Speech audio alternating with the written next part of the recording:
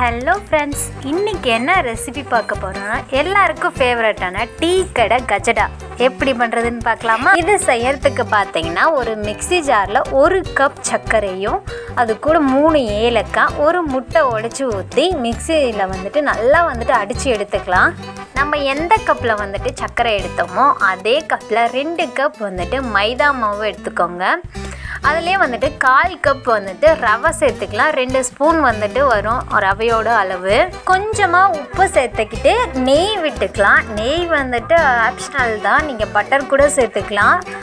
நல்லா சேர்த்து எல்லாம் ஒரு தடவை கிளறி விட்டுட்டு அதுக்கப்புறமா நம்ம ஆல்ரெடி முட்டையை சேர்த்து அடித்து வச்சுருக்கோம் இல்லையா, அதை இது கூடவே சேர்த்து நல்லா கலந்து விட்டுடலாம். தண்ணி கொஞ்சமாக சேர்த்துக்கோங்க, ரொம்ப சேர்த்துறாதீங்க.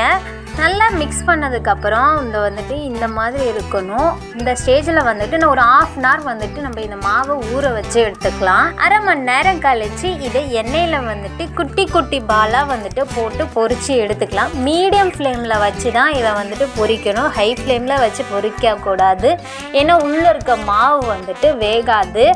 எண்ணெயில் தானாக வேகும் போதே கஜடா எல்லாமே மேலே வந்துடும். அதோட வெடிப்பு எல்லாமே அதுவாகவே வந்துடும். கோல்டன் ப்ரௌன் கலர் வந்ததுக்கப்புறமா இதை எடுத்தோம்னா நம்ம டீ கடை கஜடா சூப்பராகவே ரெடி ஆகிடும். பிகினர்ஸ் கூட இதை சூப்பராக செஞ்சிடலாம். கண்டிப்பாக வீட்டில் ட்ரை பண்ணி பாருங்கள். மறக்காமல் நம்ம சேனலையும் சப்ஸ்கிரைப் பண்ணிடுங்க. தேங்க்யூ.